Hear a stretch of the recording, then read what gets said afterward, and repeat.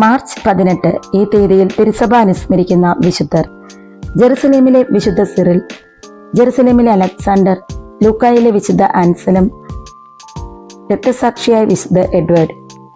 ജെറുസലേമിലെ വിശുദ്ധ സിറിൽ 315-386 കാലഘട്ടത്തിലാണ് ജെറുസലേമിലെ വിശുദ്ധ സിറിൽ ജീവിച്ചിരുന്നത്. പലസ്തീനയിൽ നിന്നുള്ള ഏക വേദപാരംഗതനാണ് വിശുദ്ധ സിറിൽ. അദ്ദേഹം ജെറുസലേമിൽ ജനിച്ചു. 384 മുതൽ 386 വരെ അവിടെ മെത്രാനുമായിരുന്നു. കാൽവരിയിലെ പ്രഥമ ദേവാലയം പണിതുയർന്നതും മതത്യാഗിയായ ജൂലിയൻ ചക്രവർത്തി ക്രിസ്തുവിന്റെ പ്രവചനത്തെ പരാജയപ്പെടുത്തുവാൻ 363 ജെറുസലേം ദേവാലയം നിർമ്മിക്കാൻ തുടങ്ങിയപ്പോൾ തറയിൽ നിന്ന് അഗ്നി വമിച്ചതും സിറിൽ നേരിൽ കണ്ട കാര്യങ്ങളാണ്. വിശുദ്ധ സിറിലിന്റെ പ്രധാന ഗ്രന്ഥം 24 ഉപദേശങ്ങളാണ്. അതിനെ വേദോപദേശ പ്രസംഗങ്ങൾ എന്ന് പറയുന്നു. തെറ്റുകൾ പഠിപ്പിക്കുന്ന പള്ളികളിൽ പോകുന്നതിനെ അദ്ദേഹം ഇങ്ങനെ കുറ്റപ്പെടുത്തിയിരിക്കുന്നു: ഏതെങ്കിലും അപരിചിതമായ ഒരു നഗരത്തിൽ താമസിക്കുന്നവർ എവിടെയാണ് പള്ളിയെന്ന് ചോദിച്ചാൽ പോരാ, ദൈവസ്നേഹമില്ലാത്ത ശാഖകളും തങ്ങളുടെ ഗുഹകളെ പള്ളികളെന്നാണ് വിളിക്കുന്നത്. അതിനാൽ എവിടെയാണ് പള്ളിയെന്ന് ചോദിച്ച് തൃപ്തി അടയാതെ എവിടെയാണ് കത്തോലിക്ക പള്ളിയെന്ന് ചോദിക്കണം. നമ്മുടെ എല്ലാവരുടെയും അമ്മയും നമ്മുടെ കർത്താവ് ഈശോമിശിഹായുടെ മണവാട്ടിയുമായ ആ പരിശുദ്ധ സഭയുടെ പേരതാണ്. ലളിതമായിരുന്നു സിറിലിന്റെ പ്രസംഗങ്ങൾ. ഈശോയെ സാരാംശത്തിൽ പിതാവിനോട് സമൻ എന്ന് വിളിക്കുന്നതിന് പകരം നിത്യപിതാവിന്റെ ഏകപുത്രൻ, പുത്രനായ ദൈവം, എമ്മാനുവേൽ എന്നൊക്കെയാണ് വിശേഷിപ്പിച്ചിരുന്നത്. ശ്രോതാക്കളുടെ വികാരങ്ങൾ കണക്കിലെടുത്തുകൊണ്ടേ അദ്ദേഹം പ്രസംഗിച്ചിരുന്നുള്ളൂ. ഒരിക്കൽ അദ്ദേഹം ഇങ്ങനെ പ്രസംഗിച്ചു: എന്റെ പ്രസംഗം നീണ്ടുപോയെന്ന് എനിക്കറിയാം. സമയം വൈകിയല്ലോ.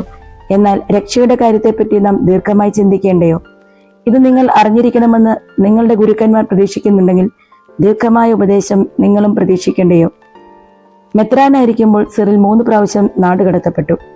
358-നും 360-നും മധ്യേ 2 പ്രാവശ്യവും 367 മുതൽ 378 വരെ തുടർച്ചയായി 11 വർഷവും വിപ്രവാസം അനുഭവിച്ചു.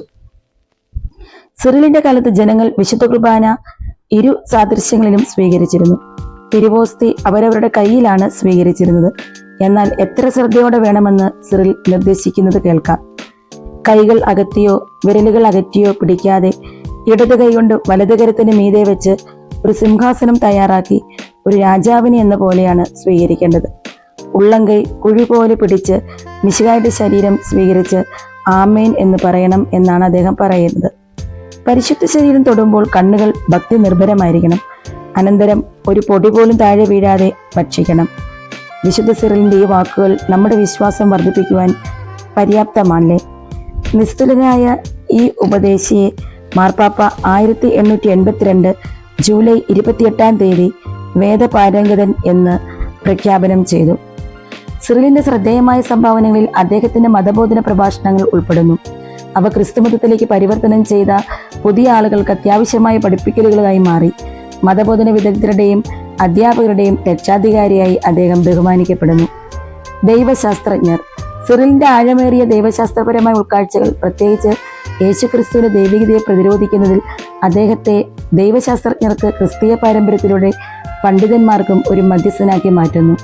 പുണ്യഭൂമി: ജെറുസലേമുമായുള്ള സിറിലിന്റെ ശക്തമായ ബന്ധവും പുണ്യഭൂമിയിലെ ക്രിസ്തീയ സ്വത്വം സംരക്ഷിക്കുന്നതിൽ അദ്ദേഹം വഹിച്ച പ്രധാന പങ്കും അദ്ദേഹത്തെ ആ പ്രദേശത്തിന്റെ ക്രിസ്തീയ പൈതൃകത്തിന്റെ പ്രതീകമാക്കി മാറ്റി. വിശുദ്ധ നാടിന്റെ ഒരു മധ്യസ്ഥ വിശുദ്ധനാക്കി. സഭയിലെ ഐക്യം: ആദ്യകാല ക്രിസ്ത്യൻ സഭയ്ക്കുള്ളിലെ ഐക്യത്തിനായി സിറിൽ പ്രവർത്തിച്ചു.